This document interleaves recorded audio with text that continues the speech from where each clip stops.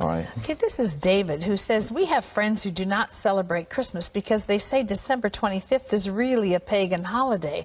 While I agree that Jesus may not have been born on December 25th, he certainly was born as described in the Bible. How do I respond to them? Well, in a sense, tell them they're right.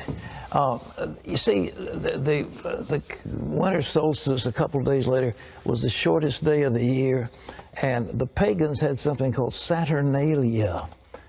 And it was a time of lawlessness because all the laws were suspended. And people, a bunch of singers were actually wandered the streets naked singing. And then they had orgies, sexual orgies. It was a mass thing. Well, when the Catholic Church came along in Italy, the Romans and others didn't want to give up their holidays. So they said, okay, we'll Christianize it.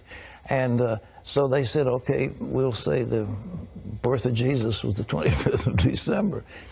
And then there was a monk who began to add it up. You see, if you read in Luke, it says there's a census taken when Quirinius was governor and so forth and so on. And they could take those leaders and figure the exact time dating from the foundation of Rome. And that's when the dates were established. And so they get pretty close to the date.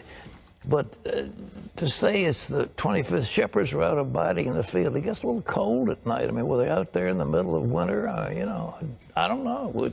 I've been out there on the shepherd's field on Christmas Eve. It's very nice. But it's cold.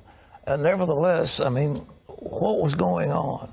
So all this business about mistletoe, pagan. Christmas trees, pagan. Giving out gifts, pagan. Every bit of it is pagan. Every single bit of it is pagan. We've Christianized it all.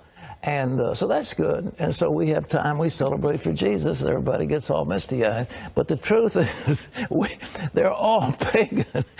But the birth of Jesus. But the intent of the heart is what it's about. Exactly. So we have Christianized all these things. We give gifts in the name of Jesus. We celebrate his birthday. And it's a nice thing. And so